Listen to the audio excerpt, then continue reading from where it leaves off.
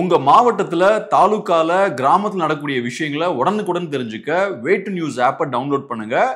ஆப்புக்கான லிங்கை டிஸ்கிரிப்ஷன்ல ஷேர் பண்ணிருக்கோம்.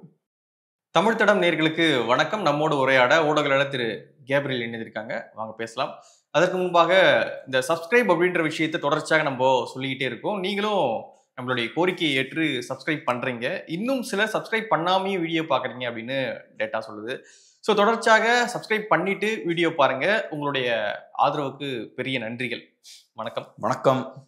தேர்தல் நெருங்க இந்த சர்வே அப்படின்ற ஒரு விஷயம் பரபரப்பா பேசப்படும். அதாவது கருத்து கணிப்பு அப்படின்ற ஒரு விஷயம் வெளியாயிட்டே இருக்கும். அது ஓட்டு போட்ட முன்னாடி ரிலீஸ் ஆகும், அதுக்கப்புறம் ஓட்டு போட்ட பிறகு ரிசல்ட் வரதுக்கு முன்னாடி ஒருத்தர் ரிலீஸ் ஆகும், இப்படிலாம் பண்ணிட்டே இருப்பாங்க.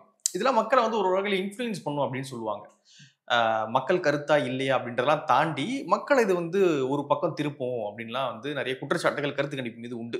ஓகே, இது ஒரு பக்கம் இருக்கு. இப்பொழுது இந்த தி பிரிண்ட் அப்படின்ற ஒரு வெப்சைட் ஒரு சர்வேவை வேற இடத்துல இருந்து எடுத்திருக்காங்க. லீக் ஆகி வந்திருக்கு. எங்க இருந்துன்னா டிஎம்கே கிட்ட இருந்து லீக் ஆகி இங்க வந்திருக்கு. அவங்க ஒரு ஆர்டிகலாவும் எழுதியிருக்காங்க. டிஎம்கே ஒரு சர்வே பண்ணியிருக்காங்க தமிழ்நாட்டில் இப்போ என்ன ஸ்டேட்டஸ் அப்படின்னு சொல்லிட்டு. அதுல டிவிகேவுக்கு 23% இருக்கிறதாக டிஎம்கே உடைய சர்வேல இருக்கு அப்படின்னு சொல்லிட்டு தி பிரிண்ட் அவங்களுடைய ஆர்டிகல்ல வெளியிட்டு இருக்காங்க. எப்படி பாக்குறீங்க? இவ்வளோ 23% டிவிகேக்கு இருக்கும் அப்படின்னு நினைக்கிறீங்களா? பிரிண்டை பொறுத்தளவு எனக்கு பெரிய ரெஸ்பெக்ட் உண்டு. குறிப்பா சேகர் குப்தா மேல பெரிய ரெஸ்பெக்ட் உண்டு. அவரோட வீடியோஸ்லாம் நான் ரெகுலரா பார்ப்பேன். ஒரு ஷோ மாதிரி ஒன்று பண்ணுவார்ல, டெய்லி அவர் பேசுவார். முக்கியமான இஷ்யூஸை கையில் எடுத்து நல்லா டீப்பா அனலைஸ் பண்ணுவார். வாய்ப்பு கிடைக்கும் போது நான் அதை பார்ப்பேன். அந்த வகையில் சேகர் குப்தா மேல பெரிய ரெஸ்பெக்ட் உண்டு, பிரிண்ட் மேலேயும் பெரிய ரெஸ்பெக்ட் உண்டு. ஸோ எனக்கு ஆச்சரியம் என்னன்னா, இப்படிப்பட்ட ஒரு கட்டுரை எப்படி பிரிண்ட்ல வந்தது அப்படின்றது ரொம்ப ஆச்சரியமா இருக்கு. நம்ம நிறைய சர்வேஸ் பார்த்துருக்கோம். ஒவ்வொரு ஊடகமும் இந்த மாதிரியான சர்வே ரிசல்ட்ஸ் அவங்க பப்ளிஷ் பண்ணுவாங்க. ஆக்சஸ் மை இந்தியாவோட சர்வே ரிசல்ட்ஸை பப்ளிஷ் பண்ணுவாங்க, சி ஓட்டரோட ரிசல்ட்ஸை பப்ளிஷ் பண்ணுவாங்க. இந்த மாதிரி ஒவ்வொருத்தவங்களும் நிறைய பெரிய நிறுவனங்களோட ரிசல்ட்ஸை பப்ளிஷ் பண்ணுவாங்க. ஆனால் இங்க டிஃபரன்ஸ் என்னன்னா, பிரிண்ட் ஒரு சர்வே முடிவுகளை போட்டிருக்காங்க. அந்த சர்வேயை கமிஷன் பண்ணது யாருன்னு பார்த்தா திமுக அவங்களோட இன்டர்னல் யூஸுக்காக ஒரு சர்வேயை கமிஷன் பண்ணியிருக்காங்க. அதோட நோக்கம் என்னன்னா, விஜய் எந்த அளவுக்கு ஸ்ட்ராங்கா இருக்கார் அப்படின்றத கணிக்கிறதுக்காக ஒரு சர்வேயை கமிஷன் பண்ணியிருக்காங்க. ஸோ கரூர் ஸ்டாம்பேட் நடக்குது. அது நடந்ததுக்கு அப்புறம் விஜய் வீக்கா இருக்காரா ஸ்ட்ராங்கா இருக்காரா அப்படின்றத அண்டர்ஸ்டாண்ட் பண்றதுக்காக இந்த சர்வேயை அவங்க நடத்தியிருக்காங்க. அந்த சர்வேக்கு இவங்களுக்கு எப்படி ஆக்சஸ் கிடைக்குது? அந்த சர்வே ரிசல்ட்ஸுக்கு இவங்களுக்கு ஆக்சஸ் கிடைக்குது. ஸோ அதை பேஸ் பண்ணி அவங்க இந்த கட்டுரையை கம்பைல் பண்ணியிருக்காங்க. அந்த சர்வே ரிசல்ட்ஸ்லாம் போடுறாங்க. ஸோ முதல்ல நம்ம இந்த சர்வேயோட டீட்டெயில்ஸ்லாம் பார்ப்போம். இந்த சர்வே என்ன சொல்லுதுன்றதை பார்ப்போம். ரெண்டாவது, இப்படி ஒன்று ரிலீஸ் பண்ணுறாங்கன்னா அதுக்கு பின்னாடி இருக்க அரசியல் என்ன அப்படின்றதையும் பார்ப்போம். ஏன்னா இப்போ மறைமுகமாக விஜயை பூஸ்ட் பண்ணுறதுக்கான சில வேலைகளும் போய்கிட்டு இருக்கு. இந்த சர்வேயும் அந்த மாதிரியான ஒரு முயற்சி அப்படின்ற மாதிரி தான் பார்க்குறேன். ஸோ அதை பற்றியும் நம்ம டிஸ்கஸ் பண்ணுவோம். முதல்ல இந்த சர்வேயை பொறுத்தளவில் 2.91 lakh சாம்பிள்ஸ் அவங்க எடுத்திருக்காங்க. அதுல ஒவ்வொரு தொகுதியிலையும் 1245 பேர் அவங்க ஒப்பீனியன் கேட்டிருக்காங்க. ஆவரேஜா ஒவ்வொரு தொகுதியிலையும் அவ்வளவு பேர் அவங்க ரீச் பண்ணியிருக்காங்க. பெரிய லெவல்ல தான் அப்ப சர்வே கண்டக்ட் பண்ணியிருக்காங்க. டிஎம்கே பண்ணிருக்கு, அதை இவங்க வெளியிட்டு இருக்காங்க. ஸோ இப்போ 2 விதமான சினாரியோவை கையில் எடுக்கிறாங்க. ஃபர்ஸ்ட் சினாரியோ என்னன்னா, விஜய் அவர்கள் ஏடிஎம்கே பிஜேபியோட அலைன்ஸ் வச்சா என்ன மாதிரி பெர்ஃபார்ம் பண்றாரு, அந்த அலைன்ஸ் எப்படி பெர்ஃபார்ம் பண்றாங்க அப்படின்றதான் ஃபர்ஸ்ட் சினாரியோ. ஸோ ஃபர்ஸ்ட் சினாரியோவை பொறுத்தளவுல விஜய் என்டிஏவோட அலைன்ஸ் வச்சாருன்னா திமுக 50% ஓட்ஸ் வாங்கும் அப்படின்ற மாதிரி இந்த சர்வே சொல்லுது. அதே போல என்டிஏ 35% ஓட்ஸ் வாங்கும்னு இந்த சர்வே சொல்லுது. என்டிகே 12% ஓட்ஸ் வாங்கும் அப்படின்னு இந்த சர்வே சொல்லுது. ஸோ ஒரு முக்கியமான விஷயம் என்னன்னா, என்டிகேவை ஓரங்கட்டல. பொதுவாக எந்த சர்வேலையும் என்டிகே இருக்க மாட்டாங்க. இந்த சர்வேல என்டிகேவுக்கும் ஒரு இடம் கொடுத்துருக்காங்க. ரைட்ரா, நீங்க இருந்துட்டு போங்கன்னு விட்டுருக்காங்க. ஸோ இப்ப விஜய் அவர்கள் அதிமுகவோட சேர்ந்தாலும் அதிமுக பாஜகவால ஜெயிக்க முடியாது அப்படின்றதான் இவங்களோட பாயிண்ட். ரெண்டாவது, 3 கட்சியும் சேர்ந்தே 35% தான் வாங்குறாங்கன்றது இந்த சர்வே ரிப்போர்ட் சொல்லக்கூடிய விஷயம். ஸோ விஜயும் பெருசா பெர்ஃபார்ம் பண்ணலன்றதுதான் இந்த ஃபர்ஸ்ட் சினாரியோல இவங்க சொல்லக்கூடிய விஷயம். ஸோ திமுக கம்ப்ளீட்டா ஜெயிச்சிருவாங்க அப்படின்றத இந்த சர்வே சொல்லுது. ரெண்டாவது சினாரியோ என்னன்னா, விஜய் தனியா கண்டெஸ்ட் பண்ணா என்ன ஆகும் அப்படின்றது செகண்ட் சினாரியோ. ஸோ விஜய் தனியா கண்டெஸ்ட் பண்ணா 23% ஓட்ஸ் அவர் வாங்குவார் அப்படின்ற மாதிரி இந்த சர்வே சொல்லுது. அதே மாதிரி ஏடிஎம்கே பிஜேபி அலைன்ஸ் 22% வாங்குவாங்க. டிஎம்கே 45% வாங்குவாங்க அப்படின்ற ஒரு விஷயத்தை இந்த சர்வே சொல்லுது. ஸோ இந்த சர்வேயை பொறுத்தளவுல விஜய் தனியா கண்டெஸ்ட் பண்ணா அதிக பாதிப்பு அதிமுக பாஜகவுக்கு. திமுக ஒரு 5% ஓட்ஸ் இழக்கிறாங்க, பட் பெரிய பாதிப்பு வந்து அதிமுக பாஜகவுக்கு. அதே மாதிரி என்டிகேவுக்கும் பெரிய பாதிப்பு இருக்குன்றாங்க. அவங்களோட ஓட் ஷேர் 5%க்கு டிராப் ஆயிரும் அப்படின்ற மாதிரி சொல்றாங்க. ஸோ இந்த 2 சினாரியோ தான் அவங்க ப்ரெசென்ட் பண்ணியிருக்காங்க. இந்த 2 சினாரியோலையும் நம்ம புரிஞ்சுக்க வேண்டிய விஷயம் என்னன்னா, அவங்க சொல்ல விரும்புற விஷயம் என்னன்னா, திமுக ஸ்ட்ராங்கா இருக்கு. சினாரியோ 1லயும் திமுக தான் ஜெயிப்பாங்க, சினாரியோ 2லயும் டிஎம்கே தான் ஜெயிப்பாங்கன்றது ஃபர்ஸ்ட் விஷயம். நீ எங்க வேணா போய்க்கோ, ஆமா, என்ன நடந்தாலும் திமுக தாங்க ஜெயிக்கும் அப்படின்றது ஒரு முக்கியமான. திமுக எடுத்ததுனால அப்படி இருக்கோ இல்ல இவங்க சொல்ல வர கருத்து? அப்ப எடுக்க வேண்டிய தேவை என்ன? ஓகே, எடுக்க வேண்டிய தேவை. நானே ஒரு சினாரியோ எடுத்து நானே ஜெயிச்சுப்பேன்னு சொல்றதுக்கு எதுக்கு ஒரு சர்வே எடுக்கணும்? அதுக்கு ஏதாவது ஒரு பர்பஸ் இருக்கணும்ல, யதார்த்தத்தை புரிஞ்சுதான் எடுக்கணும். பட் எனிவே இந்த சர்வே அப்படிதான் சொல்லுது. ஒரு யதார்த்தமே அப்படிதான் இருக்கும் என்னமோ, இருக்கலாம். சரி, ஓகே, நம்ம இதுக்குள்ள வருவோம். சோ இப்ப என்ன விஷயம்னா, என்ன சினாரியோவா இருந்தாலும் திமுக தான் ஜெயிக்குது அப்படின்றது ஃபர்ஸ்ட் பாயிண்ட். அப்புறம் இன்னொரு முக்கியமான விஷயம் என்னன்னா, தாவேகா தனியா கண்டெஸ்ட் பண்ணா அதிகப்படியான ஓட் ஷேரை வாங்க முடியும், தாவேகா அலைன்ஸுக்கு போனாங்கன்னா கம்மியா பெர்ஃபார்ம் பண்ணுவாங்க அப்படின்ற பாயிண்டையும் இந்த சர்வே சொல்லுது. கரெக்ட் தானே? அது கரெக்ட் தான், ஆஃப்கோர்ஸ் கரெக்ட் தான். ஓகே, கரெக்ட் தான். ஆனா என்ன தப்புனா, தாவேகா அலைன்ஸ்ல போய் சேரும்போது தாவேகா ஓட்டும் கம்மியாகுது, அதிமுக ஓட்டும் கம்மியாகுது. அங்கதான் சிக்கல் இருக்கு. தாவேகா ஓட்டு கம்மியான அதிமுக ஓட்டு இன்க்ரீஸ் ஆகணும்ல, அது அங்க பெருசா நடக்கல, அங்க தப்பு இருக்கு.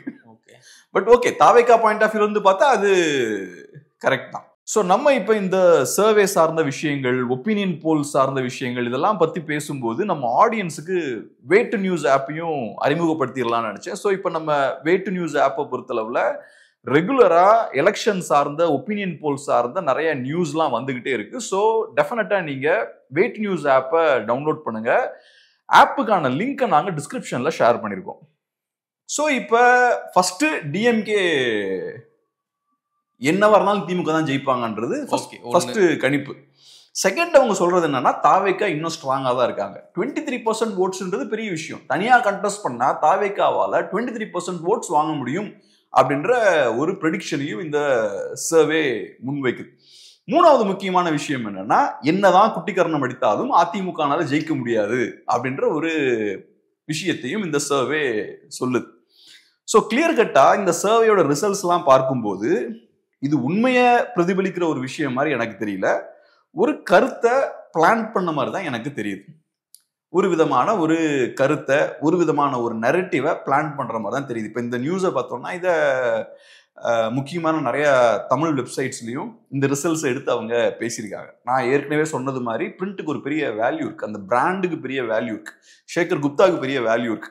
ஸோ பிரிண்ட்ல இந்த மாதிரியான ஒரு செய்தி வந்ததுன்னா அந்த செய்தியை நம்ம லோக்கல் வெப்சைட்ஸாக இருக்கலாம், மீடியா ஹவுசஸாக இருக்கலாம், அவங்களும் அந்த ரிசல்ட்ஸை, அந்த நியூஸ் எல்லாம் கொண்டு வராங்க. இன்ஃபேக்ட் நான் படித்தது ஒரு தமிழ் வெப்சைட்டில் தான் படித்தேன். இதை நான் டைரெக்டாக பிரிண்ட்டில் படிக்கல. அவங்க சோர்ஸ் வந்து கோட் பண்ணியிருக்காங்க, பிரிண்ட்னு கோட் பண்ணாங்க. அப்போ தான் ஓ அப்படின்னு சொல்லி அடுத்து நான் பிரிண்ட்டுக்கு போனேன். நம்ம ஆளுங்க இந்த மாதிரி டிஎம்கேவோட ஒரு சீக்ரெட்டான ஒரு கருத்து கணிப்பு லீக் ஆயிருச்சு அப்படின்ற மாதிரிலாம் கட்டுரை எழுதியிருந்தாங்க. நம்ம ஸ்பைசியாக எழுதுவோம்ல, அந்த மாதிரி எழுதியிருந்தாங்க. அப்புறம் தான் பார்த்தா பிரிண்ட்ல இந்த மாதிரி ஒன்று போட்டிருக்காங்க. ஸோ இப்போ நான் எப்படி பார்க்குறேன்னா, இது திமுக சைடில் எடுக்கப்பட்ட ஒரு கருத்து கணிப்பு, அது லீக் ஆகுது. லீக் ஆகுதுன்னா அதுக்கு ஆக்சஸ் இவங்களுக்கு கிடைச்சிருக்கு அப்படின்ற ஒரு விஷயத்த சொல்றாங்க. இப்போ ஒரு கட்சி ஒரு விஷயத்த சீக்ரெட்டா வைக்கணும்னு நினைச்சாங்கன்னா அது வெளியே வர ஒன்று வெளியே வருதுன்னா அந்த கட்சி அதை வெளியே வரணும்னு விரும்புறாங்க. இது எல்லா கட்சிக்கும் பொருந்தும். சில விஷயங்களை அவங்க சீக்கிரட்டா வைக்கணும்னு நினைச்சாங்கன்னா நீங்க என்னதான் உருட்டினாலும் புரட்டினாலும் அதை வெளியே கொண்டு வர முடியாது. அவங்க பயங்கர சீக்கிரட்டா வைப்பாங்க. ஸோ இந்த மாதிரியான ஒரு கருத்து வெளியே போகணுன்றது அவங்களோட விருப்பமா மேபி இருக்கலாம் அப்படின்றது, விருப்பமா இருக்கலாம் அப்படின்றது என்னோட பார்வை. ஸோ இப்போ அவங்க செட் பண்ணக்கூடிய நரேட்டிவ் என்னவா இருக்குன்னா, தாவேகா ஸ்ட்ராங்கா தான் இருக்கு அப்படின்ற ஒரு நரேட்டிவா அவங்க செட் பண்ண முயற்சி பண்றாங்க. ஏன்னா கரூர் ஸ்டாம்பேடுக்கு அப்புறம் பெரிய ஒரு செட்பேக் தாவேகாவுக்கு ஏற்படுது. தாவேகா அக்ரெசிவா கிரவுண்ட்ல வந்து கேம்பெயின் பண்றாங்க, இந்த விஷயங்கள்லாம் செய்யறாங்க. பட் அந்த டைம்ல ஒரு பெரிய ஒரு செட்பேக் ஏற்படுது. இப்ப தாவேகானால வெளியே வந்து கேம்பெயின் பண்ண முடியல. ஸோ தாவேகா வீக்கா இருக்காங்களா ஸ்ட்ராங்கா இருக்காங்களான்ற அந்த தாட் வந்து நேச்சுரலா மக்களுக்கு இருக்கும். இப்ப தாவேகா அவங்களோட சப்போர்ட்டை இழந்திருக்காங்களா, இல்லையா? அந்த தாட் கண்டிப்பா இருக்கும். கண்டிப்பா. ஸோ அதுக்கெல்லாம் பதில் சொல்லும் விதமா இந்த சர்வே இருக்கு. யாரும் எதுவும் கவலைப்பட வேண்டாம், தாவேகா நல்லா ஸ்ட்ராங்கா தான் இருக்காங்க, சீக்கிரமா இன்னும் வந்து அக்ரெசிவா பொலிட்டிக்ஸும் பண்ணுவாங்க அப்படின்ற ஒரு விஷயத்தை தான் இந்த சர்வே சொல்லுது. ஓகே, தாவேகா வீக்காவல அப்படின்ற ஒரு விஷயத்த சொல்ல விரும்புறாங்க. தாவேகாவுக்கா மக்களுக்கா? நான் சொல்றது என்னன்னா 3 பாயிண்ட்டுங்க முக்கியமா. ஒன்னு, என்னானாலும் திமுக ஜெயிக்கும். ஓகே. 2வது, என்னானாலும் அதிமுக தோக்கும். 3வது, தாவேகா ஸ்ட்ராங்கா இருக்கு. தாவேகாவுக்கு நல்ல சப்போர்ட் கிரவுண்ட்ல இருக்கு அப்படின்றதையும் இந்த சர்வேல மென்ஷன் பண்ணிருக்காங்க. அதுவும் குறிப்பா தனியா கண்டெஸ்ட் பண்ணியாச்சுன்னா நல்ல ஒரு கணிசமான ஓட் ஷேரையும் வாங்கலாம். அதுவும் என்ன சொல்றாங்கன்னா, ஃபியூச்சரும் நல்லா இருக்கு தாவேகாவுக்கு, 29-31 கூட நல்லா பெர்ஃபார்ம் பண்ணலாம், நீங்க மனசு விட்டுறாதீங்க அப்படின்ற. ஆமா. சோ ஃபியூச்சர்லாம் கூட ப்ரெடிக்ட் பண்ணிருக்காங்க இவங்க. மனசு விட்டு அந்த பக்கம் போயிடாதீங்க அப்படின்றாங்க. ஆமா. சோ தாவேகாவுக்கு பெரிய ஒரு எதிர்காலமும் இருக்கு. Public sentiment indicates that Vijay could emerge as a strong challenger to the DMK in 2029 and 2031. அந்த சர்வேல போட்டிருக்காங்க. ஸோ மக்களோட சென்டிமெண்ட்ஸ் எப்படி இருக்குன்னா, 29-31 தாவேகா டிஎம்கேவுக்கு சேலஞ்சா எமர்ஜ் ஆகும் அப்படின்றது சர்வேல மென்ஷன் ஆயிருக்கு. இதெல்லாம் வச்சு பார்க்கும்போது நம்ம ஸ்டார்டிங்ல இருந்தே சொன்ன விஷயம் அதுதான். இங்க என்ன சொல்றாங்கன்னா, தாவேகா வர்சஸ் டிவிகேன்னு மாறப்போகுது களம் அப்படின்றத அவங்க சொல்றாங்க. இது திமுக விரும்பக்கூடிய விஷயம். அவங்க அந்த மாதிரியான நரேட்டிவை செட் பண்ண விரும்புறாங்க. அப்படி பண்ணும்போது என்ன ஆகும்னா, அதிமுகவை நீங்க சைட்லைன் பண்ணிடலாம். தாவேகா வர்சஸ் டிஎம்கே, தாவேகா வர்சஸ் டிஎம்கே நரேட்டிவை செட் பண்ணியாச்சுன்னா ஆட்டோமேட்டிக்கா நீங்க ஏடிஎம்கேவை சைட்லைன் பண்ணிடலாம். 24ல அப்படி தானே பண்ணாங்க. DMK versus BJP, DMK versus BJP, எங்க பார்த்தாலும் பிஜேபி எதிர்த்து தான் அவங்க அரசியல் பண்ணிட்டு இருந்தாங்க. பிஜேபிக்கு தமிழ்நாட்டில் 10% ஓட்டு தான், அதுவும் 24ல, அதுக்கு முன்னாடி அதை விட கம்மி. அப்படிப்பட்ட ஒரு கட்சியை பெருசா பூதாகரமா காட்டி நான் ஒரு பெரிய எதிரியை சண்டை போடுறேன் பாருன்ற மாதிரி ஒரு நரேட்டிவை செட் பண்ணி ஏடிஎம்கேவை அப்படியே ஓரம் கட்டினாங்க. அதே விஷயத்தை இந்த தடவை தாவேகா வச்சு பண்ண ட்ரை பண்றாங்க. ஆனா இப்ப கரூர் சம்பவம் நடந்ததுக்கு அப்புறம் நமக்கு ஒரு சந்தேகம் இருந்தது. மேபி விஜய் அந்த சைடு போறதுக்கான வாய்ப்பு இருக்கா, பாஜக அதிமுக சைடு போறதுக்கான வாய்ப்பு இருக்கான்ற ஒரு சந்தேகம் இருந்தது. அது குறித்து நம்ம நிறைய டிஸ்கஸ் பண்ணோம். ஸோ இப்ப விஜய் தரப்பு ஏன் அமைதியா இருக்காங்க? இபிஎஸ் பேசுறாரு, ஒரு பெரிய பிரம்மாண்ட அலைன்ஸ் நாங்க ஃபார்ம் பண்ண போறோம், கொடி பறக்குது, இந்த மாதிரிலாம் சொல்றாரு. பட் இருந்தாலும் டிவிகே சைட்ல ஏன் குவைட்டா இருந்தாங்கன்றதான் நம்ம டிஸ்கஸ் பண்ணோம். ஆனா இப்ப இந்த நியூஸ் இந்த மாதிரி ஒன்று வெளில வருது. அதுல விஜய ஸ்ட்ராங்கா ப்ரொஜெக்ட் பண்றாங்க, விஜய் ஒரு ஆப்போனண்டா டிஎம்கே ப்ரொஜெக்ட் பண்றாங்கன்னா, நான் எப்படி பாக்குறேன்னா, விஜய் தனியா போறதுக்கான வாய்ப்புகள் அதிகம். விஜய் தனியா போறதுக்கான வாய்ப்புகள் அதிகமா இருக்கிறதால தான் விஜய் அவங்க பூஸ்ட் பண்றாங்க. விஜய் தனியா போனா அட்வான்டேஜ் டிஎம்கே தான் 100%. நம்ம ஸ்டார்டிங்ல இருந்து அதை பேசிட்டு இருக்கோம், 2 இயர்ஸா பேசிட்டு இருக்கோம். அப்ப அதை யாரும் ஒத்துக்கல. ஆனா இப்ப டிவி டிபேட்ஸ்ல கூட எல்லாருமே ரெகுலரா சொல்ல ஆரம்பிச்சிட்டாங்க, விஜய் தனியா கண்டெஸ்ட் பண்ணாருன்னா அதிமுக ஓட்ஸை உடைப்பாரு, ஏன்னா அவரு பேசுறதும் டிஎம்கே எதிர்ப்பு அரசியல் தான். நம்ம சொன்ன அதே வேர்ட்ஸை யூஸ் பண்ணி இன்னைக்கு முக்கியமான எல்லா தொலைக்காட்சிகளையும் அதை டிஸ்கஸ் பண்ணிட்டு இருக்காங்க. ஒரு 2 இயர்ஸ்க்கு முன்னாடி யாருமே அதை சொல்ல. 2 இயர்ஸ்க்கு முன்னாடி ஜென்ரலா எல்லாம் என்ன சொல்லுவாங்கன்னா, விஜய் எல்லாரோட ஓட்ஸுமே உடைப்பாரு, எல்லா கட்சிகளுக்குமே டேமேஜ் இருக்கும் அப்படின்ற ஒரு கதையை ஸ்டார்டிங்ல சொல்லிட்டு இருந்தாங்க. இப்பதான் அந்த இடத்துக்கே வராங்க. சோ அதனால விஜயை பூஸ்ட் பண்ண விஜய் அதிமுக பாஜகவுக்கு தான் டேமேஜ் ஏற்படுத்துவாரு. ஏன்னா அவங்க தான் திமுக எதிர்ப்பு அரசியலை பேசிட்டு இருக்காங்க. சோ இங்கேயும் பாத்தீங்கன்னா இப்ப இந்த சர்வேல ஃபர்ஸ்ட் சொல்ற விஷயம் என்னன்னா, டிஎம்கே ஸ்ட்ராங்கா இருக்கு, அந்த இமேஜை கிரியேட் பண்றாங்க. 2வது முக்கியமான விஷயம் என்னன்னா, தாவேகாவும் ஸ்ட்ராங்கா இருக்கு, தாவேகாவோட இமேஜ் உடையல, மக்கள் மத்தியில இன்னைக்கும் தாவேகாவுக்கு செல்வாக்கு இருக்கு. சோ ஏன் தாவேகாவுக்கு இந்த ஹைப் கொடுக்கணும்? அது காரணம் என்னன்னா, தாவேகானால இன்னமும் நல்லா பெர்ஃபார்ம் பண்ண முடியும்ன்ற அந்த கான்ஃபிடன்ஸை மக்களுக்கு கொடுக்குறாங்க. இல்ல மனம் தளர்ந்துடாதீங்க, ஒரு பெரிய சிக்கல்ல போய் மாட்டிட்டாங்க, இவங்க வேஸ்ட் நினைச்சு அங்க போயிடாதீங்க, இங்க நீங்க இன்னும் ஓட்டெல்லாம் போடலாம் இவங்களுக்கு அப்படின்ற ஒரு இமேஜை கிரியேட் பண்றாங்க. ஸோ இதை வச்சு பார்க்கும்போது இந்த மாதிரி நிறைய சிக்னல்ஸ் நான் பார்த்துட்டு இருக்கேன்.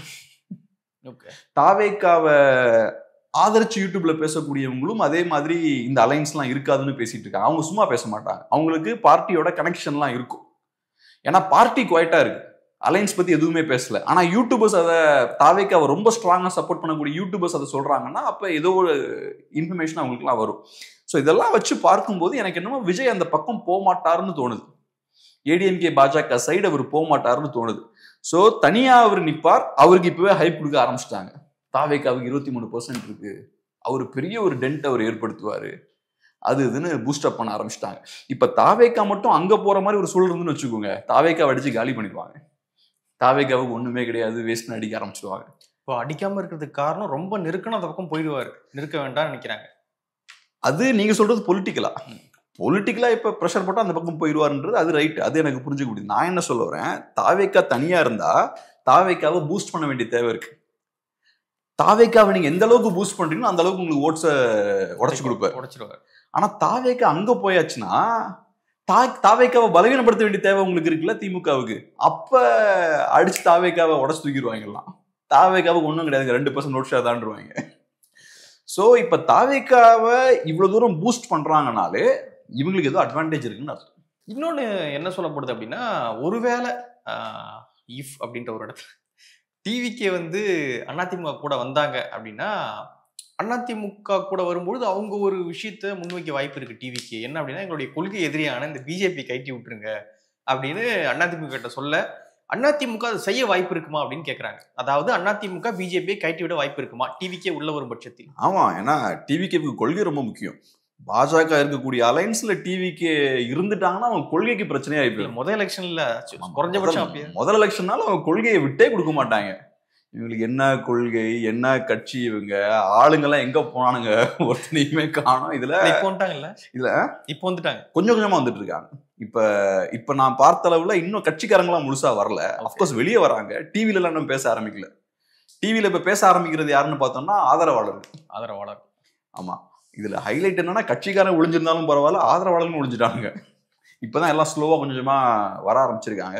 ஸோ இதுல நீங்க சொல்றீங்க பாருங்க, இப்ப தாவேக்கானால பாஜகவோட போய் ஒரு அலையன்ஸ் வைக்க முடியுமா, அவங்களோட கொள்கைக்கு சிக்கலாயிராதான்னு கேக்குறீங்க பாருங்க. அது உங்களோட சென்ஸ் ஆஃப் ஹியூமரை தான் நான் பாராட்டணும். அந்த கொள்கை என்னன்னு அவங்களுக்கே தெரியாது. கொள்கை எதிரி பாஜகன்னு சொல்லியிருக்காங்க. முதல்ல உங்க கொள்கை என்னன்னு தெரியணும்ல, உங்களுக்கு என்ன கொள்கை இருக்குன்னு முதல்ல சொல்லணும்ல. உங்களுக்கே ஒரு கொள்கையும் கிடையாது, இதுல என்ன உங்களுக்கு கொள்கை எதிரி அவங்க? உங்க கொள்கை என்ன முதல்ல? சரி, இப்ப திருடக்கூடாதுன்றது என் கொள்கைனா திருடுறவன் என்னோட கொள்கை எதிரியா இருப்பான். உங்களோட கொள்கை முதல்ல என்ன? இவங்களுக்கே ஒரு கொள்கையும் கிடையாது, இதுல பாஜக கொள்கை எதிரி ஆயிட்டாங்களாம். சரி ரைட்டு, அதை விட்டுருவோம், எதுக்கு அதுக்குள்ள போய்கிட்டு. இப்ப சினாரியோ மாறி இருக்கு. சினாரியோ எப்படி மாறி இருக்குன்னா, ஃபர்ஸ்ட் எல்லாருமே கான்பிடண்டா பேசிட்டு இருந்தோம், தாவேக்கா தனியா தான் கண்டெஸ்ட் பண்ண போறாங்கன்னு. இபிஎஸ் அவர்கள் அஃப்கோர்ஸ் ட்ரை பண்ணார், தாவேக்காவை உள்ள கொண்டு வந்துடலான்ற முயற்சிகள்லாம் எடுக்கிறாரு, பெரிய ஒரு பிரம்மாண்ட கூட்டணி ஃபார்ம் பண்ணுவோம்லாம் சொல்றாரு. தாவேக்கா உடனுடனே அதுக்கான வாய்ப்பு இல்லைன்ற மறுப்பு அவங்க தெரிவிக்கிறாங்க. அப்புறம் மேடைகள்லையும் அதிமுகவை விமர்சிக்கக்கூடிய வேலைகளையும் தாவேக்கா பண்றாங்க. அதெல்லாம் பண்ணும்போது அலைன்ஸே இருக்காது அப்படின்ற ஒரு தெளிவு நமக்கு அப்ப கிடைச்சது. இப்ப ஏன் சிச்சுவேஷன் மாறிடுச்சு, இப்ப ஏன் அலைன்ஸ் இருக்குமா நம்ம பேசிட்டு இருக்கோம்? அது காரணம் கரூர் சம்பவம் இல்லையா? கரூர் சம்பவம் நடந்ததுக்கு அப்புறம் பொலிட்டிக்கல் அட்மாஸ்பியர் இங்க மாறுது. அழுத்தம் தாங்க முடியாம விஜய் அந்த பக்கம் போயிருவாரோ அப்படின்ற ஒரு சூழல் இப்ப இருக்கு. சோ இப்ப புரிஞ்சுக்க வேண்டிய விஷயம் என்னன்னா, விஜய் அந்த பக்கம் கொண்டு வரணும்னா பாஜகவால தான் முடியும். அதிமுக கையில் அதிகாரம் கிடையாது. சோ விஜய் அந்த பக்கம் கொண்டு வரணும்னா அதுக்கு பாஜக தேவை. சோ விஜய்க்காக பாஜகவை அதிமுக தூக்கி போட முடியாது. விஜயை உள்ள கொண்டு வரணும்னாலும் அதிமுகவுக்கு பாஜக தேவை. சோ அதனால டெஃபினட்டா அலைன்ஸ்ல பாஜக இருப்பாங்க. பாஜகவை வெளியே போக சொல்லக்கூடிய அந்த விஷயம் கிடையாது. எனக்கு என்னமோ பாஜக அதிமுக அலைன்ஸ் உடையுன்ற நம்பிக்கை எனக்கு இல்ல. டிவிக்கு வந்தாலும் உடையாது. இப்ப சொன்னேன்ல, டிவிக்கு உள்ள கொண்டு வரதுக்கு உங்களுக்கு பாஜக தேவையில்லை. பாஜக இருந்தா டிவிக்கே உள்ள வரும். ஆமா, டிவிக்கு யார் உள்ள கொண்டு வருது? அதிமுக நம்பி இப்ப வர மாட்டாங்க அவங்கன்றீங்க. அதிமுக நம்பி ஏன் இதுக்கு முன்னாடி வரல? இப்ப மட்டும் அதிமுக நம்பி வரணும்? கரூர் சம்பவம் தான் எல்லாத்தையுமே மாத்துது. இது நமக்கு எல்லாத்தையும் ஓப்பனா பேச முடியாது. சோ இப்ப அழுத்தம் போடணும்னா, விஜய் மேல அழுத்தம் போட்டு அவருக்கு கொண்டு வரணும்னா யாருனால அது முடியும்? கவர்மெண்ட் ஒன்றும் அதிமுக கிட்ட இல்லையே. ஒரு சைட்ல டிஎம்கேனால அழுத்தம் போட முடியும், இன்னொரு சைடு பிஜேபினால அழுத்தம் போட முடியும். வேற யார் அழுத்தம் போடுவா? சோ இப்ப அதிமுகனால டைரக்டா விஜய் உள்ள கொண்டு வர முடியாது. அப்படி கொண்டு வர முடிஞ்சா அப்பவே கொண்டு வந்திருப்பாங்கல்ல. கரூர் சம்பவத்துக்கு முன்னாடியே கொண்டு வந்திருக்கலாமே. கொண்டு வர முடியும். எலெக்ஷன் இப்பதான் நெருங்குது. சோ நெருக்குதல் தானே கொண்டு வர முடியும். இப்ப விஜய் கிளியரா அதிமுகவோட போக மாட்டேன்றத ஃபர்ஸ்ட் சொல்றாரு இல்லையா, தெளிவுபடுத்துறாரு. அதுக்கப்புறம் அதிமுகவை எதிர்த்தும் அரசியல் பண்ணிட்டாரு. இப்ப அவர் நிலைப்பாட்டுல மாற்றம் ஏற்பட்டிருக்கு. அதுக்கான காரணம் கரூர் சம்பவம். ஒரு சைட்ல திமுக ஒரு சைட்ல பிரஷர் போடுறாங்க, இன்னொரு சைட்ல பிஜேபியும் பிரஷர் போடுறாங்க. பிஜேபி உள்ள என்டர் ஆயிட்டாங்களா. சோ அது விஜய்க்கும் தான் பிரச்சனை. அது சிபிஐ விசாரணைக்கு மாத்தினது விஜய்க்கும் பிரச்சனை தான். விஜயுமே அதை கேட்கல, டிவிக்கும் அதை கேட்கல, சிபிஐ கேட்கல. கரெக்ட். சோ இப்ப விஜய உள்ள கொண்டு வர்றதுக்கு பாஜக தேவை. பாஜக இல்லாம விஜய் நீங்க உள்ள கொண்டு வர முடியாது அலைன்ஸ்குள்ள. சோ அதனால விஜய்க்காக பாஜகவை தூக்கி போட முடியாது. விஜய உள்ள கொண்டு வரதுக்கே பாஜக தேவை. பாஜக தான் இங்க முக்கியமான, பாஜகவுக்கு முக்கியமான ரோல் இருக்கு. பாஜகவுக்கு இங்க முக்கியமான ரோல் இருக்கு. ஸோ அதுதான் முக்கியம் இங்க. ஸோ அதனால அலையன்ஸ் உடைகிறதுக்கான வாய்ப்புகள் ரொம்ப குறைவு. ரெண்டாவது, election calculations point of view வந்து பார்த்தாலும் பாஜக தேவைதான். பாஜகவுக்கு 5% ஓட்ஸ் இருக்குன்னே வச்சுப்போமே, அது எல்லாமே ஆன்டி டிஎம்கே ஓட்ஸ். தனியா போனாங்கன்னா 5% ஆன்டி டிஎம்கே ஓட்ஸை உடச்சு கொண்டு போவாங்க. எதுக்கு 5% ஓட்டை அவங்க உடைய விடணும்? 24ல 10% உடைச்சாங்க. ஆமா. ஸோ அப்படி இருக்கும்போது அவங்களுக்கு 5க்கு மேல இருக்குன்றது என்னோட கணிப்பு. பட் இருக்கட்டும், 5னே வச்சுப்போமே, கன்சர்வேட்டிவ் எஸ்டிமேட் 5னே வச்சுப்போமே. 5 ஒன்றும் சாதாரண நம்பர் இல்லை, அது பெரிய நம்பர். ஸோ அதனால அப்படி ஈஸியா உடஞ்சு அங்கே போறதுக்கு அலோவ் பண்ண மாட்டாங்க. அதிமுகவை பொறுத்தளவுல முடிஞ்ச அளவுக்கு எல்லா ஆன்டி டிஎம்கே ஓட்ஸையும் கன்சாலிடேட் பண்ணுன்றதா அவங்க எய்மா இருக்கும். ஸோ அதனால பாஜகவையும் உள்ள கொண்டு வரணும், டிவிகேவையும் உள்ள கொண்டு வரணும், சீமானையும் உள்ள கொண்டு வரணுன்றதா அவங்க எய்மா இருக்கும். ஸோ முடிஞ்ச அளவுக்கு அந்த விஷயத்த பண்ணுவாங்க. பட் எனக்கு என்னமோ நடக்கக்கூடிய விஷயங்களை வச்சு பார்க்கும்போது டிவிக்கே தப்பிச்சு ஓடிடுவாங்கன்னு நினைக்கிறேன். இங்க உள்ள வந்து உட்கார மாட்டாங்கன்னு நினைக்கிறேன். நான் ஃபர்ஸ்ட் சொன்ன கதைகள் தனியா தான் நிற்பாங்கன்னு நினைக்கிறேன். ஓகே. ஆனா இப்ப அழுத்தம் போட்டு உள்ள கொண்டு வரணும்னா அதை பாஜகவால தான் பண்ண முடியும். அதிமுகனால அதை பண்ண முடியாது. பண்ண முடிஞ்சிருந்தா அப்பவே பண்ணிருப்பாங்க. ஓகே.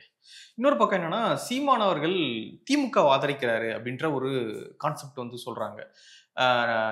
நீதிமன்ற உத்தரவை வந்து எதிர்க்கிறாரு, அதாவது சிபிஐக்கு மாத்தினதை அவர் விமர்சிக்கிறாரு. அப்புறம் கரூர் விவகாரத்துல திமுக பக்கம் தவறு இல்லை அப்படின்ற மாதிரி பேசுறாரு. அப்புறம் இன்னொரு பக்கம் கடுமையாக விஜய் வந்து விமர்சிக்கிறாரு.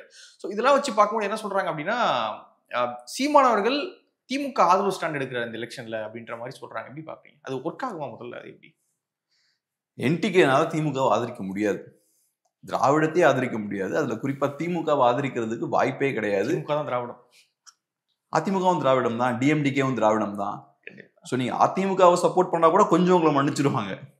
திமுகவை சப்போர்ட் பண்றதுக்கான வாய்ப்பே கிடையாது. மற்ற திராவிட கட்சிகளோட நீங்க சப்போர்ட் பண்ணலாம், எம்டிஎம்கேவை லைட்டா சப்போர்ட் பண்ணலாம், அதையும் ஏத்துக்க மாட்டாங்க.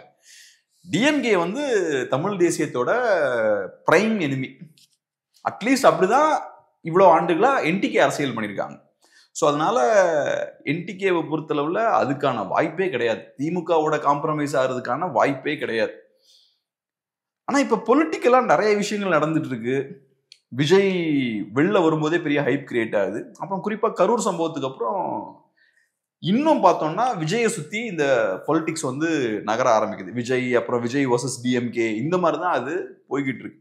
ஸோ இப்படிப்பட்ட ஒரு மாதிரியான பரபரப்பான சூழல்ல என்டிகே கொஞ்சம் பின்வாங்கிறத பார்க்க முடியுது. ஒரு லைம் லைட்ல இருந்து அவங்க பின்வாங்கினாங்கன்றதை விட அவங்களுக்கு பெரிய மீடியா கவரேஜ்லாம் இல்லை. கொஞ்சம் அவங்க மெயின் ஸ்ட்ரீம் மீடியால இருந்து ஓரம் கட்டப்பட்டிருக்காங்க. இல்லாட்டி ரெகுலரா அவங்கள பத்தி ஏதாவது பேசிக்கிட்டே இருப்பாங்க. என்டிகே ஏதாவது ஒன்று பண்ணுவாங்க, அவங்களும் ஒரு விவாத பொருளா இருப்பாங்க.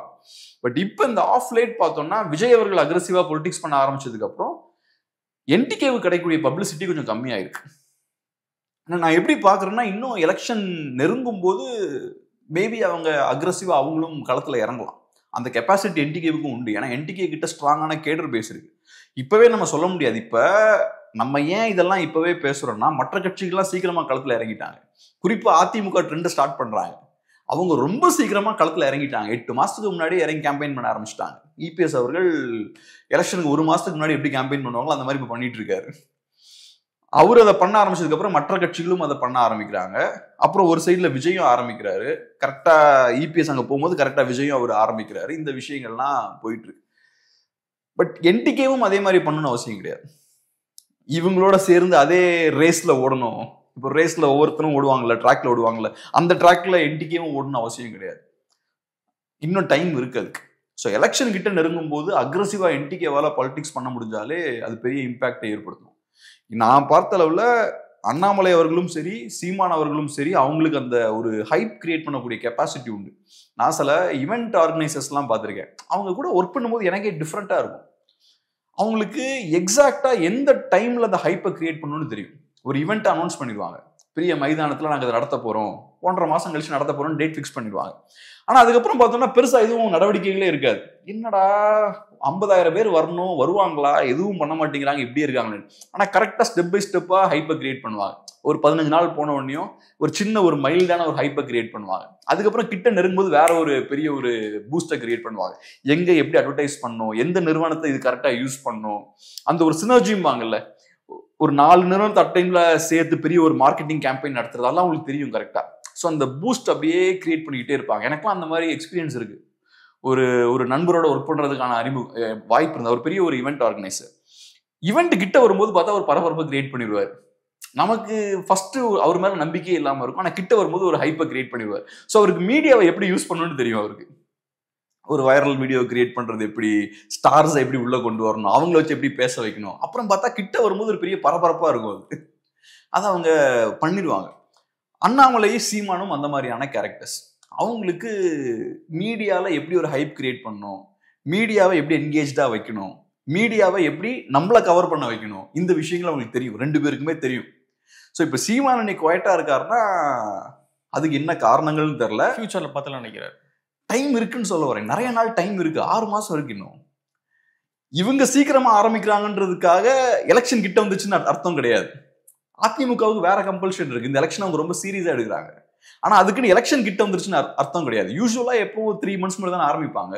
ஸோ அந்த வகையில இன்னும் டைம் இருக்கு. ஸோ அக்ரெசிவான பொலிட்டிக்ஸை மேபி என்டிகே கொஞ்சம் லேட்டா கூட அவங்க கையில் எடுக்கலாம்.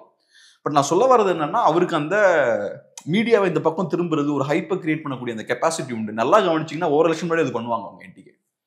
என்டிகே கையில் பெரிய மசில் பவர் இல்லைனாலும், பெரிய மீடியா பவர்லாம் இல்லைனாலும், அவங்க கையில் இருக்கக்கூடிய அந்த ஸ்ட்ரென்த்தை யூஸ் பண்ணி எலெக்ஷன் முன்னாடி ஒரு ஹைப்பை கிரியேட் பண்ணுவாங்க. எல்லா எலெக்ஷன்ஸ்லையும் இது பண்ணுவாங்க. அவங்க ஒரு சின்ன ஒரு சர்க்கிளில் பயங்கர ஆக்டிவாக தான் இருப்பாங்க. ஸோ அதை அவங்களால டெஃபினட்டாக பண்ண முடியும்னு நினைக்கிறேன். ஏன்னா அதிமுகவுக்கு ஒர்க் ஆகக்கூடிய ஃபார்முலா இவங்களுக்கு ஒர்க் ஆகணும்னு அவசியம் இல்லை. இவங்க அந்த லாஸ்ட் ஒரு 3 months இவங்க ஹைப்பை ஸ்டார்ட் பண்ணாதான் இவங்களால அதை ஹோல்ட் பண்ண முடியும்னு நினைக்கிறேன். ஏன்னா இவங்களுக்கு வந்து ஆர்கானிக்கான கேடர்ஸ், இவங்க பணத்தை நம்பி இருக்கிற ஆட்கள் கிடையாது. இவங்களுக்கு அவங்களோட கேடர் பேஸ் தான். அவங்க நீங்க 6 months ஆக்டிவா வச்சுக்கிறதோட லாஸ்ட் ஒரு 2 months ஆக்டிவா வைக்கிறது பெட்டர். ஓகே, அதனால இந்த சீமான் வந்து திமுக எதிர்ப்புல கொஞ்சம் பின்னடைவு ஏற்பட்டிருக்கு அப்படின்லாம் பார்க்க வேண்டாம். அதை எப்படி நீங்க பார்க்கலாம்னா, பாலிசி வைஸ் அவங்க காம்ப்ரமைஸ் ஆயிருக்காங்கன்னு எப்படி பார்க்கலாம்? ஆயிருக்காங்களா? அப்படி ஆனா நீங்க பார்க்கலாம். இப்ப இந்த மாதிரியான ஒரு இஷ்யூ வருது, இந்த இஷ்யூல சீமானோட ஸ்டாண்டு சரியில்லை, திமுகவை ஆதரிக்கிற மாதிரி இருக்குன்னு நீங்க சொன்னீங்கன்னா அப்படி பார்க்கலாம், டெஃபினட்டா பார்க்கலாம். அந்த மாதிரி நடந்ததுன்னா பார்க்கலாம். பட் இப்ப விஜயை எதிர்க்கிறாரு, அதனால திமுகவை சப்போர்ட் பண்றாரு. ஸோ விஜய் எதிர்க்கிறனால அவர் திமுக ஆதரவு அப்படின்னு சொல்றது இருக்குல்ல, என்னையுமே அப்படிதான் சொல்லுவாங்க. நான் விஜய் எதிர்க்கிறேன்னா அதனால நான் திமுக ஆதரவு அப்படின்னு நம்பக்கூடியவங்க நிறைய பேர் இருக்காங்க. அவங்க பொதுவாக விஜய் ரசிகர்களா இருப்பாங்க. அவங்களுக்கு பெரிய இப்ப புதுசா வந்தவங்கல்ல அவங்க அரசியலுக்குள்ள. இப்ப சீமானை வந்து திமுக ஆதரவுன்னு சொல்றவங்களும் விஜய் ரசிகர்கள் தான். எப்படி சீமானை வந்து திமுக ஆதரவுன்னு சொல்றவங்களும் இப்ப விஜய் ரசிகர்கள் தான். முழுக்க அப்படி சொல்லிட முடியாது. நான் நிறைய பேர் அவங்க விஜய் ரசிகர்கள் எப்படி பாக்குறாங்கன்னா, டிவிகேவுக்கும் திமுகவுக்கும் இடையே ஒரு பெரிய ஒரு மோதல் நடந்துட்டு இருக்கு. இந்த மோதல்ல யாராவது விஜய் அட்டாக் பண்ணாங்கன்னா அவங்க திமுக ஆதரவாளர்களா தான் இருப்பாங்க. சொல்லுவாங்களே, இப்ப either you are for me R against me, என்ன நீ சப்போர்ட் பண்ணு இல்லை எனக்கு எதிரி, என்ன வேணாலும் அப்போஸ் பண்ணா அவன் கண்டிப்பா திமுக தான். இது ஒன்றும் புதுசு இல்லையே, எல்லா பொலிட்டிக்ஸும் அப்படிதானே ஃபங்க்ஷன் ஆகும். இப்ப நீங்க திமுக அட்டாக் பண்ணா அவங்க என்ன சொல்லுவாங்க, நீங்க பாஜகம்பாங்க. நீங்க பாஜக அட்டாக் பண்ணா நீ திமுக தான்டா அப்படின்ட்டுருவாங்க. ஸோ அந்த லாஜிக் இங்கேயும் அப்ளை ஆகுது. ஸோ தாவேக்காரங்களை பொறுத்தளவுல எங்களுக்கும் திமுகவுக்கும் தான் இங்க சண்டை நடந்துட்டு இருக்கு. இந்த சண்டையில நீங்க எங்களை ஆதரிக்கலாம், நீங்க கண்டிப்பா திமுக தான் அப்படின்ற ஒரு பார்வை அவங்களுக்கு இருக்கு. அதுல இருந்து அவங்க அப்படி பாக்குறாங்க. ஸோ மெஜாரிட்டி சீமான் இந்த திமுக ப்ரோவா போறார் அப்படின்ற அந்த குற்றச்சாட்டக்கூடிய மெஜாரிட்டியான ஆட்கள் கொஞ்சம் விஜயை பாசிட்டிவா பார்க்கக்கூடிய ஆட்கள தான் இருக்கிற மாதிரி எனக்கு தோணுது. அடுத்ததாக வந்து சட்டமன்றம் கூடியிருக்கு, நிறைய விஷயங்கள் விவாதிக்கப்படுது. குறிப்பாக நேற்று வந்து ஒரு முக்கியமான விஷயம் வந்து விவாதம் பண்ணியிருந்தாங்க, வாக்குவாதமாகவும் மாறி இருந்தது. அதாவது தங்கமணி அவர்கள், முன்னாள் அமைச்சர் தங்கமணி அவர்களுக்கும் இப்பொழுது நிதியமைச்சர் தங்கம் தென்னரசு அவர்களுக்குமான அது வாக்குவாதமாக இருந்தது. என்ன அப்படின்னா, தமிழ்நாட்டினுடைய இந்த கடனுக்கு யார் காரணம் அப்படின்றதுதான் கோர். நீங்க வாங்கின கடனுக்கு நாங்க வட்டி கட்டிட்டு இருக்கோம் அப்படின்னு திமுக சொல்றாங்க. இல்ல எங்க ஆட்சியில வந்து கடன் கம்மியா தான் இருந்தது, நீங்க வந்துதான் வந்து 10 லட்சத்துக்கு ஏத்திட்டீங்க, 10 லட்சம் கோடிக்கு ஏத்திட்டீங்க அப்படின்னு அவங்க ஏடிஎம்கே வந்து குற்றச்சாட்டு வைக்கிறாங்க. தமிழ்நாட்டினுடைய கடன் யாரால இவ்வளவு தூரம் ஏறதுக்கு காரணம் நினைக்கிறீங்க? தமிழ்நாட்டோட கடனை பொறுத்தளவுல யாரால வந்திருக்குன்னு கேட்டா 2 பேராலையும் வந்திருக்கு. நேத்தை விட இன்னைக்கு அதிகமான கடன், முந்தா நேத்தை விட நேத்து அதிகமான கடன். ஸோ நாளுக்கு நாள் கடன் இன்க்ரீஸ் ஆகிட்டே இருக்கு. ஸோ இன்னைக்கு ஆட்சி பண்றவங்க நேத்தை விட அதிகமா கடன் வாங்குறாங்க, நேத்து ஆட்சி பண்றவங்க முந்தா நேத்தை விட அதிகமா கடன் வாங்குறாங்க. போக போக கடன் சுமை அதிகமாயிட்டே இருக்கு. அதனால இன்னைக்கு இருக்கவங்க நேத்து இருக்கவங்கள பிளேம் பண்றது, நேத்து ஆட்சி பண்ணவங்க இன்னைக்கு இருக்கவங்களை பிளேம் பண்றது, இந்த மாதிரியான ஒரு சூழல் இருக்கு. பட் உண்மை என்னன்னா, தமிழ்நாட்டில் இன்னைக்கு கடன் சுமை இருக்குன்னா அதுக்கு காரணம் 2 பேரும் தான். இன்னைக்கு நீங்க யோசிச்சு பாருங்க, கடன் சுமை எப்படி இருக்கலாம்? தமிழ்நாட்டில் டாஸ்மார்க் வழியா எவ்வளவு ரெவன்யூ வருது? நம்மளோட ஓவரால் கவர்மெண்டோட ஸ்பெண்டிங்ஸில் 10% பார்த்தோம்னா டாஸ்மாக் ரெவன்யூலேருந்து வருது 10%. ஸோ எக்ஸ்ட்ரா ஒரு தவறான முறையில் இவ்வளோ பணம் சம்பாதிக்கிறீங்க. தவறான முறையில் இவ்வளோ பணம் சம்பாதித்ததுக்கு அப்புறமும் டெபிசிட் அங்கே பெரிய கடன் வாங்குறீங்க. ஸோ நான் நார்மலாக டேக்ஸ் பே பண்ணுறேன், அதை தாண்டி டாஸ்மாக் வழியாகவும் நான் உங்களுக்கு நிறைய பணத்தை கொடுக்குறேன், அதுவும் போக நீங்கள் கடன் வைக்கிறீங்க, அதுவும் உங்களுக்கு பத்தலை. நியாயமான ஒரு கவர்மெண்ட்னா இருக்கக்கூடிய நார்மல் டேக்ஸை வச்சு நீங்கள் கவர்மெண்ட் நடத்தணும். அது முடியல, சரி ரைட், டாஸ்மாக் வழியாகவும் ரெவன்யூ வருது, அதுவும் உங்களுக்கு முடியல. நீங்கள் என்ன பண்ணுறீங்க, கடனையும் வாங்குறீங்க, அதுவும் உங்களுக்கு பத்த மாட்டேங்குது, இன்னும் அதிகமாக வாங்கணும்னு ஆசைப்படுறீங்க. இப்போ இதுக்கு யாரு காரணம்? அரசியல்வாதிகள் தான் காரணம். ஏகப்பட்ட கரப்ஷன். சாதாரண சின்ன வேலை பண்றதுக்கும் தேவையை மிஞ்சி அதிகமாக பணத்தை நீங்க வேஸ்ட் பண்ணிட்டு இருக்கீங்க. சின்ன சின்ன வேலைகள் செய்யறதுக்கும் நிறைய பணத்தை நம்ம வேஸ்ட் பண்ணிட்டு இருக்கோம். ரோட்ஸ் எல்லாம் பாருங்க, ரோடு குவாலிட்டி ரொம்ப ரொம்ப ரொம்ப மோசமா இருக்கு. ஸோ பெரிய லெவல்ல ஊழல் இருக்கு. அப்ப என்ன ஆகும்? ஒரு ரோடு போட இடத்துல 2 ரோடு போடுவீங்க. அப்ப யாருக்கு செலவு? மக்களுக்கு செலவு. அப்ப கடன் இன்க்ரீஸ் தான் ஆகும். அது போக நீங்க எலெக்ஷன்ல ஜெயிக்கணும்னு என்ன பண்றீங்க? இலவசங்கள். ஆமா, மாசம் மாசம் 1000 ரூபாய் கொடுக்கறது, பஸ் ஃப்ரீ பெண்களுக்கு, அப்புறம் ஏகப்பட்ட சலுகைகள், அது இதுன்னு இறக்கி விடுறீங்க. இப்ப பீகார்லயும் அதெல்லாம் பண்ண ஆரம்பிச்சுட்டாங்க. 10,000 ரூபாய் எல்லா இடத்துலயும் பரவிடுச்சு. அப்படி ஆமா, எல்லா இடத்துலயும் இப்ப பரவுது. இந்த மாதிரியான விஷயங்கள்லாம் செஞ்சா கண்டிப்பா கடன் இன்க்ரீஸ் தான் ஆகும். ஸோ அப்ப இலவசங்களை யாரு கொண்டு வரா? 2 பேரும் இலவசங்களை என்கரேஜ் பண்றாங்க. ஒரு வகையில வேணா திமுக இன்னும் அதை நெக்ஸ்ட் ஸ்டேஜுக்கு கொண்டு போறாங்கன்னு பார்க்கலாம். எப்பவுமே திமுக அக்ரெசிவா அதை அடுத்த ஸ்டேஜுக்கு கொண்டு போவாங்க. உதாரணத்துக்கு டிவி அவங்க ஃபர்ஸ்ட் அறிமுகப்படுத்தும் போது அந்த இலவசங்களை நெக்ஸ்ட் ஸ்டேஜுக்கு கொண்டு போறாங்க. அவங்க டிவியெல்லாம் ஃப்ரீயா கொடுக்க முடியுமா? ஏன்னா டிவிலாம் ஒரு பெரிய ஒரு லக்ஸுரி ஐட்டம் மாதிரி அந்த காலகட்டத்தில். டிவியை ஃப்ரீயா கொடுக்குறாங்களா அப்படின்னு பாக்குறாங்க. ஸோ அதை இதையுமே ஃப்ரீயா என்னால் கொடுக்க முடியுன்ற மாதிரி அதை கொண்டு வராங்க. அதுக்கப்புறம் இப்பவும் பார்த்தீங்கன்னா மாசம் 1000 ரூபா. இப்போ நிறைய இலவசங்கள் நம்ம பார்த்துட்டோம். ஆனால் மாசம் மாசம் சம்பளம் மாதிரி 1000 ரூபா அனுப்புறது இப்போ தானே பார்க்குறோம். எத்தனை ரூபா அனுப்புறோம்? உரிமை தொகை எவ்வளவு ரூபா? 1000 ரூபா தானே. 1000 ரூபா உரிமை தொகை, ரைட். ஸோ இப்போ மாசம் மாசம் 1000 ரூபா. இதுவுமே இந்த ஒரு பெரிய அட்வான்ஸ்மெண்ட்டை யாரு கொண்டு வந்திருக்கா? திமுக கொண்டு வந்திருக்காங்க. ஸோ இலவசத்தையே அடுத்தடுத்த ஸ்டேஜுக்கு கொண்டு போறதுல திமுக பெரிய ரோல் பிளே பண்றாங்க. இந்த இலவசங்களை பொறுத்தளவு மக்களுக்கு யூஸ் இருக்கோ இல்லையோ, அரசியல்வாதிகளுக்கு பெரிய யூஸ்.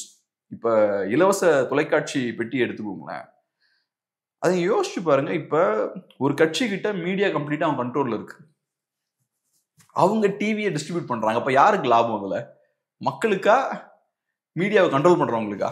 மீடியா கண்ட்ரோல் பண்றவங்க. இப்ப உதாரணத்துக்கு நான் இப்ப கேப்ரியல் மொபைல் சர்வீஸ் வச்சிருக்கேன்னு வச்சுப்போம். ஏர்டெல் மாதிரி ஒரு மொபைல் சர்வீஸ் நான் வச்சிருக்கேன்னு வச்சுப்போம். அப்ப என்னோட பிசினஸே என்னன்னா, எல்லாருக்கும் இந்த மொபைல் சர்வீஸை கொடுக்கறதா என்னோட வேலை. அப்புறம் நான் என்ன பண்றேன், கவர்மெண்ட்டை இன்ஃப்ளூயன்ஸ் பண்ணி ஃப்ரீ மொபைல்ஸ் டிஸ்ட்ரிபியூட் பண்ண வைக்கிறேன். எல்லாருக்கும் ஃப்ரீ மொபைல் ஃபோன்ஸை டிஸ்ட்ரிபியூட் பண்ணுங்கன்னு சொல்றேன். இதனால யாருக்கு லாபம் வரும்? உங்களுக்கு. ஆமா, அவங்க எது நீங்க போனை கொடுத்தீங்கன்னா அவன் என்ன பண்ணுவான்? அடுத்தது ஆக்டிவேட் பண்ணுவான். எனக்கு ஒரு 300 rupees பேக் போடுங்க அப்படின்னு ஆக்டிவேட் பண்ணுவான். ஸோ ப்ராஃபிட் எனக்கு தான் வரும். அப்போ அந்த ஃப்ரீயால லாபம் யாருக்குன்னு பார்த்தா பிரைமரி பெனிஃபிஷியரி நானாக தான் இருப்பேன். மக்களை விட எனக்கு தான் பெரிய லாபம் இருக்கும். அதே மாதிரி மாசம் மாசம் 1000 ரூபாய் கொடுக்குறதுன்றது அது இந்த என்ன சொல்றது, நம்ம அரசியல்வாதிகள் வாக்குக்கு ஓட்டு கொடுக்குறாங்கல்ல, அது எலெக்ஷனுக்கு முந்தின நாள் கொடுப்பாங்க. இப்போ அது என்ன ஆயிடுச்சுன்னா அதை இன்ஸ்டிடியூஷனலைஸ் பண்றாங்க.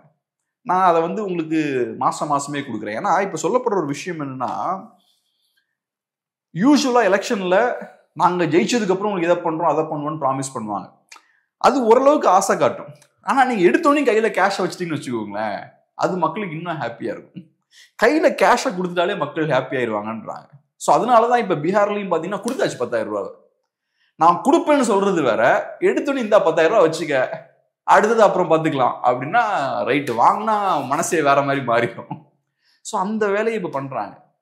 கரெக்டா கரப்ட் எல்லாம் அந்த பொலிட்டிஷியன்ஸ் கரெக்டா இருக்காங்க, சிஸ்டம் கரெக்டா இருக்கு, மக்களையும் டே பை டே கரெக்ட் ஆக்கிட்டே இருக்காங்க. கேட்டா இதெல்லாம் உங்க உரிமை, இதெல்லாம் உரிமையெல்லாம் கிடையாது, பேரை பாருங்க, உரிமை தொகை. எல்லாம் நல்லா ஞாபகம் இருக்கு. இந்த இலவச தொலைக்காட்சி பெட்டிலாம் கொடுத்த டைம்ல, அது கொடுத்ததுக்கு அப்புறமும் பல வருஷம் அதை சப்போர்ட் பண்ணி பேசிட்டு இருந்தாங்க. அந்த டைம்ல இந்த பழைய டிவிலலாம் உட்காந்து அது பெரிய ஒரு இன்ஃபர்மேஷன் புரட்சி ஏற்படுத்திருச்சு. இந்த டிவியை கொடுத்தனாலதான் மக்களுக்கு தகவல் போய் சேர ஆரம்பிச்சிருச்சு. கிராமங்களில் நிறைய மக்களுக்கு என்ன நடக்குதுன்னே தெரியாம இருந்தது. இது கொடுத்ததுக்கு அப்புறம் அவங்க எல்லாருக்கும் இன்ஃபர்மேஷன்லாம் போக ஆரம்பிச்சிருச்சு. பெரிய ஒரு வளர்ச்சி தமிழ்நாட்டில் ஏற்பட்டுச்சுன்ற மாதிரி அவங்க பேசிட்டு இருப்பாங்க. அப்படிலாம் இந்த மாதிரிலாம் வளர்ச்சி கொண்டு வரக்கூடாது. வளர்ச்சியை ஆர்கானிக்கா கொண்டு வரணும். அதே போல இந்த சமத்துவபுரம்னு ஒன்று விஷயத்தை கொண்டு வருவாங்க. ஊரும் சரி வந்து பிரிஞ்சு வாழ்ந்துகிட்டு இருப்பாங்க. அவங்கள நீங்க ஒன்றுபடுத்தணும் அப்படின்றதுதான் நோக்கம். ஆனா இவங்க என்ன பண்ணுவாங்கன்னா புது இடத்த தேர்ந்தெடுத்து அங்க எல்லா மக்களையும் கொண்டு போய் வாழ வச்சுட்டு இருப்பாங்க. அப்படிதான் சிட்டியே இருக்கு. சிட்டிலயும் எல்லா மக்களும் வந்து வாழ்ந்துட்டு தான் இருக்கான். ஆனா அவன் மனசுல இருந்து அது போடல. அது போகிறதுக்கான வழி இங்க யாரும் பாக்குறது கிடையாது. புதுசா ஒரு இடத்துக்கு ஒரு கவர்ச்சிகரமான ஒரு திட்டத்தை வந்து கொண்டு அது வந்து சமூக நீதி புரட்சி அப்படின்னு ஒண்ணு பண்ணிக்கிட்டே இருக்காங்க. சாதியை மட்டும் பேர்ல தூக்கிடுறது, தூக்கிடுவாங்க, தேவையான சாதியை மட்டும் வச்சுக்கிறது, இப்படியே நிறைய விஷயங்கள் பண்ணிக்கிட்டே இருக்காங்க. ஸோ இந்த கடன் திமுகவோட தான் அதிகமா வந்திருக்குன்றீங்க தமிழ்நாட்டுக்கு. நான் 2 பேரும் தான் சொல்லுவேன். நான் ஒருத்தங்களை பின் பாயிண்ட் பண்ணி சொல்லணும்னு எனக்கு விருப்பம் இல்லை. இன்னைக்கு திமுக இருக்காங்க, நாளைக்கு அதிமுக வந்தா இதை விட அதிகமா வாங்குவாங்க இல்லையா? அதான் நம்ம ஃபேக்ட். இன்னைக்கு பண்ற வேலைக்கு நாளைக்கு இன்னும் அதிகமா தான் வாங்கி ஆகணும். பயங்கர ரேம்பன் கரப்ஷன் இருக்கு. அதிகாரத்தில் இருக்க எல்லாருமே என்ன பண்றாங்க, ஏகப்பட்ட இலவசங்கள் அது இதுன்னு எல்லாமே அவங்க எலெக்ஷனை ஜெயிக்கணும் அப்படின்ற பாயிண்ட் ஆஃப் வியூல இருந்தே பண்றாங்க. அது போக ஊழலும் அதிகமா இருக்கு. இதெல்லாம் பண்ணும்போது என்ன ஆகும், ஊழலும் இந்த விஷயங்கள் அதிகமாக கடன் அதிகமாக வாங்க வேண்டிய தேவை தானே ஏற்படும். ஸோ நாளுக்கு நாள் அதிகமாகிட்டே தான் இருக்கும். அது அதான் நான் சொன்னேன், நேற்றை விட இன்னைக்கு அதிகமாக வாங்குறாங்க, இன்னையை விட நாளைக்கு அதிகமாக வாங்குவாங்க. ஸோ நாளைக்கு யார் ஆட்சி பண்றாங்களோ அவங்க இன்னும் அதிகமாக தான் வாங்குவாங்க. அப்போ நம்ம அதிமுக திமுகன்னு இதை பார்க்க முடியாது. நேத்தோட கம்பேர் பண்ணும்போது மேபி இன்னைக்கு திமுக அதிகமாக வாங்கியிருக்கலாம், ஆனா இதை அப்படி நம்ம பார்க்கக்கூடாது. அப்போ நாளையோட கம்பேர் பண்ணும்போது நாளைக்கு இன்னும் அதிகமாக வாங்குவாங்க. ஸோ அதனால இதை கட்சி பேஸ் பண்ணி பார்க்க வேணான்னு பார்க்குறேன். 2 பேரும் பண்றது தான் பாலிசி பேஸ்டா பார்க்கணும். அவங்க இதை ஒரு பாலிசியா வச்சிருக்காங்க. ஆனா திமுக எல்லாத்துலயுமே நிறைய இனோவேஷன்ஸ் கொண்டு வருவாங்க. இந்த மாதிரியான விஷயங்கள்ல இனோவேஷன்ஸ் நிறைய கொண்டு வருவாங்க. ஸோ டிவியை உள்ள இறக்குனதெல்லாம் அது ஒரு பெரிய இனோவேஷன் தான். ஏன்னா அது வந்து அஃப்கோர்ஸ் அதை நம்ம அப்போஸ் பண்றோம். ஆனா அது வெறும் டிவி சம்பந்தப்பட்ட விஷயம் மட்டும் இல்ல, உங்களுக்கு அதுக்கு பின்னாடி பிசினஸும் இருக்கு இல்லையா? அதுக்கு பின்னாடி ஒரு பிசினஸ் இருக்கு. பிசினஸ் பண்றவனால தான் இந்த மாதிரி ஒரு ஸ்ட்ராட்டஜி போட முடியும். சாதாரண இலவசம் கொடுக்கறவனால இப்படி ஒரு ஸ்ட்ராட்டஜி போட முடியாது. ஸோ அதில் பிஸ்னஸ் காம்பனன்ட் இருக்கு, மேனுஃபேக்சரிங் காம்பனன்ட் இருக்கு, சஸ்டைனபிளாக கரெக்டான பட்ஜெட்குள்ள கொண்டு வரணும், கொண்டு வந்து அது எனக்கும் ப்ராஃபிட்டபிளாக இருக்கும். இது எல்லாத்தையும் கால்குலேட் பண்ணி கரெக்டாக பண்றது இருக்கு பாருங்க. இது இந்த கெப்பாசிட்டி அவங்களுக்கு உண்டு. ஸோ இந்த திறமைகளெல்லாம் யூஸ் பண்ணி இலவசங்களை அடுத்த ஸ்டேஜுக்கு அவங்க கொண்டு போறாங்க. இப்பயும் பாருங்க, இந்த 1000 ரூபா அடுத்த ஸ்டேஜுக்கு கொண்டு போயாச்சு. 1000 ரூபா மாசம் மாசம் கொடுக்கறது, இந்த இனோவேஷனை இப்போ பீகார்லயும் ஃபாலோ பண்றாங்க. அவன் அடி, நீ தான் மாசம் மாசம் கொடுக்குறான், எலெக்ஷன் முன்னாடி 10,000 ரூபாய் கொடுத்துட்றேன். ஓகே, பெரிய ஒரு தவறான ஒரு முன்னுதாரணத்தை நம்ம செட் பண்ணிட்டு இருக்கோம். நிறைய விஷயங்கள் நம்மளோட பகிர்ந்துக்கிட்டீங்க. நன்றி. நன்றி.